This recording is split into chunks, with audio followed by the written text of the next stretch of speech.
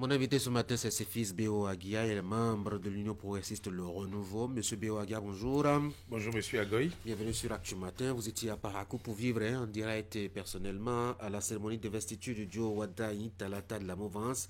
Merci de venir nous en parler ce matin. Fallait-il vraiment aller à Parakou pour cette cérémonie quand vous voyez un peu comment les choses se sont passées là-bas samedi? Il fallait aller à Parakou. D'abord, c'était une assise importante des partis politiques qui, après avoir désigné le candidat, devraient tenir les instances réglementaires de leur formation politique pour investir le candidat. Donc ça, c'est du rôle soit des congrès nationaux ou des bureaux politiques nationaux, des directions exécutives nationales de chaque parti politique. Donc comment chaque parti politique est organisé, c'est ça qui a été fait sur Parakou. Et donc, au-delà de tout, ce qui paraît événementiel, c'est une assise de partis politiques pour investir un candidat désigné conformément au test et donc apporter cette onction réglementaire ou statutaire de ces partis politiques-là. Et donc, à ce titre et autour, forcément qu'il va y avoir des temps forts. Et entre autres temps forts, c'est les éléments de langage qui sortent de là, les allocutions. D'abord, donc, les lectures des décisions des partis politiques, les allocutions des différents chefs de partis politiques, les 4, et la réception qu'en fait le candidat désigné, parce qu'il ne faut pas perdre de vue que depuis début septembre, où cette désignation a été actée par les formations politiques, il n'a pas pris la parole. Et c'est vrai qu'on l'a vu partir. C'était fait exprès, visiblement. Non, c'était qu'il fallait que les instances se tiennent pour le consacrer et qu'on constate cela. Et c'est avant qu'il prenne la parole. Donc il a pris la parole pour recevoir cette désignation et dont il mesure toute la gravité et la charge que cela implique. Et donc, à son tour, en réagissant, et il a accepté, en fait, en estimant que cela c'est un honneur, et au-delà de tout, c'est une charge importante, mais pas que pour un homme, parce que cet événement de Parakou, il l'a clairement dit, ce n'est pas lui intuitif personnel, c'était un moment de la nation. Et donc, c'est voulu ainsi, pour que la suite du chemin politique... On va revenir sur le contenu des discours tenus là-bas. Mais je veux bien observer la femme et je commençais à me demander si Parakou était vraiment pertinent pour aller faire ça. Si c'est une formalité des partis politiques pour une investiture, pourquoi est-ce qu'on ne reste pas quelque part à Cotonou, à côté là, pour qu'on fasse ça rapidement? Bon, Parakou, c'est quand même un centre, un cœur politique, un cœur vivant de notre histoire politique.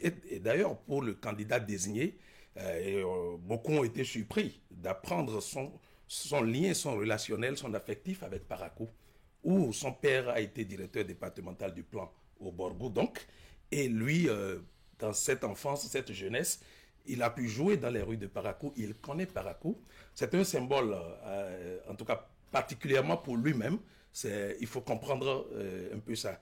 Peut-être qu'il a pu influencer une telle désignation, qui sait, mais je pense que pour ce que ça est, ça vaut le coup. Et comme je dis, Parakou, c'est un cœur politique important de notre espace politique nationale. À la veille de la cérémonie, on sentait en tout cas dans l'option communicationnelle du côté de la mouvance que le défi de cette rencontre, c'était comme celui de la mobilisation pour cette première sortie. D'ailleurs, c'est la première fois que le candidat prenait ainsi la parole.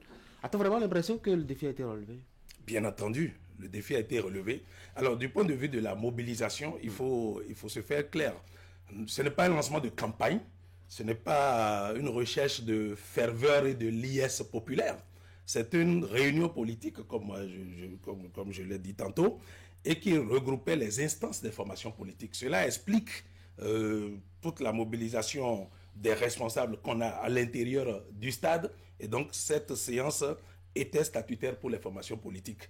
Et Parakou, toutes les formations politiques, l'Union progressiste, le Renouveau, le Bloc républicain, le Moël Bénin et bien entendu Renaissance nationale, tous leurs responsables ont fait le déplacement pour acter ce moment important. Et bien entendu, au niveau local, il faut s'entendre que la population locale soit présente. Elle a été présente. On a pu sentir cette animation dans les gradins. On a pu sentir... Parce que les autres responsables devraient être dans les dispositions qu'il faut. Et ça a été le cas.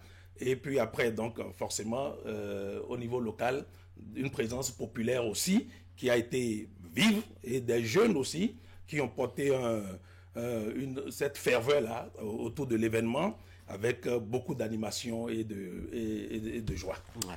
Alors, dans la forme, hein, le principal candidat, il était sobre, peu de poignées de main, pas de tenue d'apparat en tant que tel. Et puis, mettons pour donner en tout cas une impression de circonstances respectées, pourquoi il a été aussi sobre et distant? Non, pas. Bon, d'abord, je dis la nature de la rencontre exigeait de la sobriété. Je dis, nous ne sommes pas en lancement de campagne, nous ne sommes pas en meeting. C'était pas un meeting en fait. Donc la sobriété, ça va avec ce que l'événement représentait.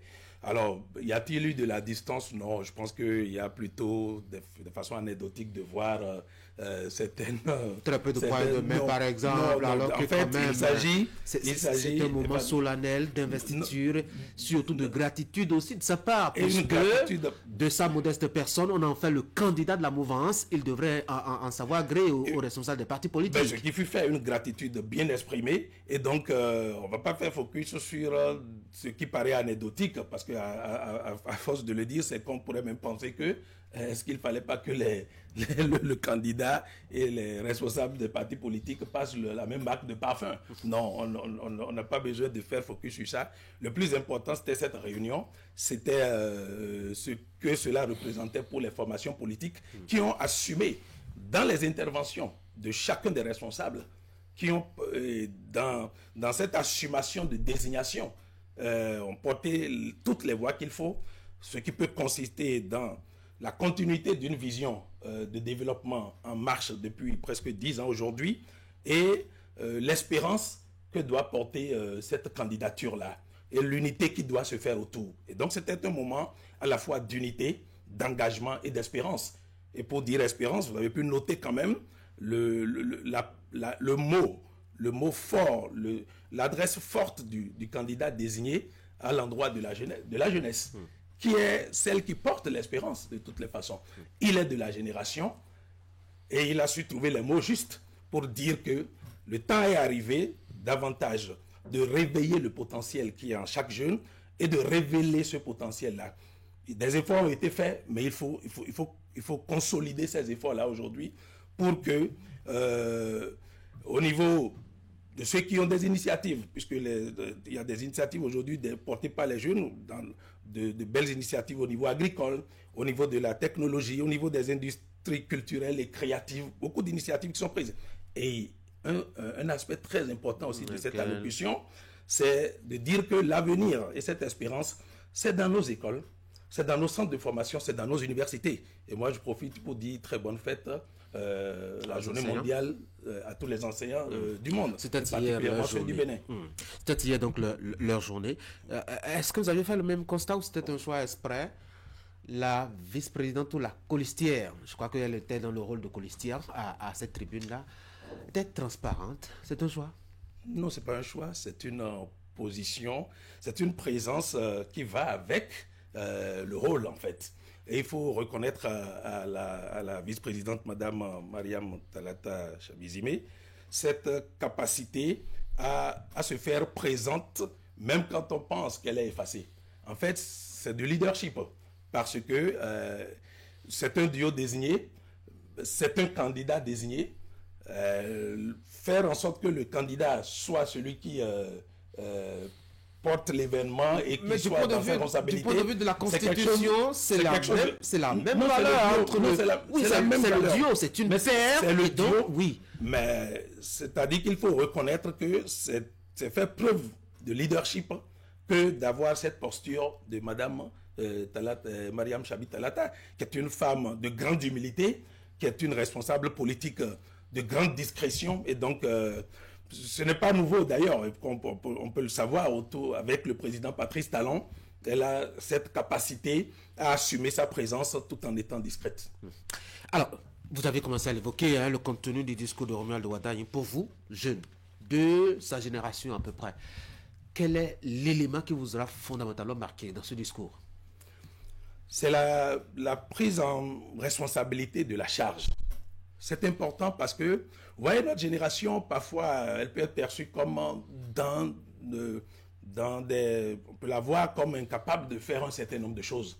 Cette prise en charge, comme on voit parfois les militaires remettre le drapeau et on arrache le drapeau, je crois que... Mais on n'avait pas l'impression, quand on a vu ça en attitude, un peu timoré, un peu timide, parfois les gestes ils sont tellement mesurés, tellement contrôlés qu'il a de la difficulté même à lever la main. Ça va avec la nature de l'événement. J'ai bien dit, nous ne sommes pas en meeting.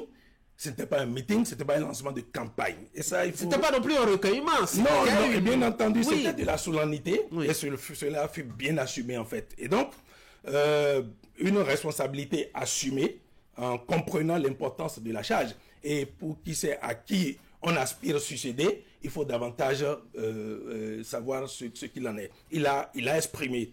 Il a compris aussi, il a dit que c'est un moment d'unité de la nation. Parce que, humblement, il a dit, ce n'est pas l'événement pour un homme. Ce n'est pas, c'est pas une occasion de célébrer un individu. Il a clairement dit, c'est un moment de la nation. C'est un moment d'unité. Comme d'ailleurs les responsables des partis politiques ont pu le dire aussi avant lui. Et donc, ensuite, l'engagement que cela implique. C'est le mot fort de son discours que moi je retiens. Unité, engagement, espérance. Et donc, le dire et le monnayer à chaque séquence de cette allocution, avec toute la gravité que cela implique, je crois que ce fut une belle signature. Pourquoi il parle de nation? C'est le candidat de la mouvance. Oui, mais candidat de la mouvance, mais candidat porteur d'une vision dans laquelle la nation se reconnaît, dans laquelle les fils et filles de cette nation se reconnaissent et estiment que cette vision, on devra continuer par la dérouler. Je ne vais pas nous faire le truc des résultats et tout. Nous savons là où le cap est aujourd'hui et comment le maintenir, comment le poursuivre pour être cela. Et il faut savoir, donc, on devrait se réjouir de cette capacité d'élévation du candidat en se rendant, en l'exprimant et en affirmant qu'il n'est pas qu'un homme d'un camp, qu'il est un homme de nation. C'est le lire ainsi et qu'il puisse le dire lui aussi. Il faut admettre que c'est une bonne compréhension de la responsabilité qui implique ce à quoi il aspire et que dans la démarche dans laquelle il est soutenu par les différents partis politiques. À la question de la continuité qui a commencé à être agitée depuis sa désignation, en quoi va-t-elle se décliner quand on a suivi un peu Romuald Wardani à Parakou? Elle va se décliner, moi je vois premièrement en ce qu'il faut consolider les acquis. Il y a des acquis d'une gouvernance de 10 années. Il faut faire en sorte que ces acquis ils soient là. Il faut performer à partir de là davantage. Parce que le président Patrice Talon même a dit, je voudrais bien quelqu'un qui va me remplacer, qu'il puisse faire plus que ce que nous on a pu faire. Donc, c'est la consolidation des acquis, leur préservation et aussi la projection dans l'avenir. Et comme il a pu faire le lien, cette projection se fait avec ceux qui sont porteurs de l'avenir. Bien entendu, avec toutes les générations, celles qui sont en soubassement, celles qui accompagnent, celles qui conseillent, celles qui autour apportent l'œil de l'aîné, l'œil du sage. Et je crois qu'il est le meilleur trait d'union de toutes les générations. Quand on dit continuité, en tout cas, ça sonne dans la tête pour beaucoup comme, je dois dire, les pas de celui qu'on a connu depuis 2016. Du coup, on se demande quelle sera la singularité, la particularité et l'apport de Romuald Wardani quand on a vu tout ce qui a été fait jusque-là. Son apport sera celle qu'un programme va décliner. Son apport sera celle qu'avec les partis politiques on accouchera pour dire voilà la ligne. Parce que on est sur des étapes. Il va y avoir un projet, un programme de gouvernance et tout qui germera. Donc, c'est de dire que si nous prenons par exemple le segment de l'éducation, il dit l'avenir, c'est dans les écoles, c'est dans les centres de formation, c'est dans les universités. Moi, je note dans cette brève allocution, en fait, parce que son allocution était vraiment, pour moi, très synthétique, je note déjà un positionnement sur un segment social vital de toute nation, l'éducation. Et ça, il faut décrypter ça. Et ça sonne pour moi très bien. Donc, le candidat, ce sera sa priorité. C'est une priorité. Il parle de jeunes qui sont dans le secteur agricole et qui sont dans le numérique, qui sont dans les industries culturelles et créatives. C'est des éléments qui commencent par dessiner ce qu'on pourra faire, ce qui est un programme de société pourrait être et comment l'avenir sera porté. Moi, je trouve que on ne va pas tout dire aujourd'hui, parce que ce n'était pas un meeting pour présenter non plus son projet de société. C'est un meeting pour recevoir sa candidature. Mais il y a déjà des éléments qui transparaissent et l'appui qui va être porté pour révéler le potentiel de la jeunesse, réveiller davantage ce potentiel, faire en sorte que les difficultés se transforment en opportunités. Je crois que tout est là, parce qu'il y a des difficultés des jeunes, il faut reconnaître, il y a des difficultés d'insertion, des difficultés d'arrimage, formation et besoin de marché de l'emploi, des difficultés ou parfois de survie, où les gens rêvent d'ailleurs. Et il a dit, il faut qu'on rêve d'ici. Il ne faut pas rêver d'ailleurs. Notre pays est un grand pays, il est formidable. Ailleurs n'est pas toujours le point de chute ou l'Eldorado. Il faut créer donc les conditions. Ça veut dire qu'il comprend, il porte bien la mesure des choses. Il comprend qu'ici, davantage, il faut mettre en place les conditions qui nous permettent d'être créatifs. Et il a dit libre de développer le potentiel et de réussir en plus. Le tout, ça ne suffira pas d'initier, de déclencher des choses, mais qu'il faut réussir. Et le succès de tous, ce sera le succès de la nation. Vous êtes membre de l'Union progressiste Le Renouveau. À partir de samedi, qu'est-ce qui va se passer? À partir de samedi, après samedi, pardon. Oui, donc, qu'est-ce qui va se passer? Là, nous entrons d'ici quelques jours dans le dépôt des candidatures. Officiellement, il faut déposer. Il a réuni ses pièces déjà? Ah ben ça, de toutes les façons, pour qui connaît les partis politiques qui le portent et pour qui le regarde et qui l'observe, c'est un monsieur très organisé. Je pense que ça va être, ce n'est pas un élément sur lequel il faut s'attarder. Donc, déposer la candidature et organiser la suite. Et vous savez qu'au-delà de la présidentielle, les partis politiques sont engagés aussi sur les élections législatives et communales. Donc, c'est un ensemble de savoir que c'est une marche qui va s'arrimer selon l'agenda politique du pays décliné aujourd'hui au plan électoral par la Commission électorale nationale autonome. Donc, les activités qui iront avec continueront. On ne perd pas de vue qu'on est dans une grande période de pré-campagne. Donc, toutes sortes de mobilisations, de formation, d'encadrement, d'explication se mettront en place pour continuer le travail politique sur le terrain. C'est Fils Béoagia, merci beaucoup d'être venu sur la Primature. Merci, M. Agoy. Très bonne journée. Merci.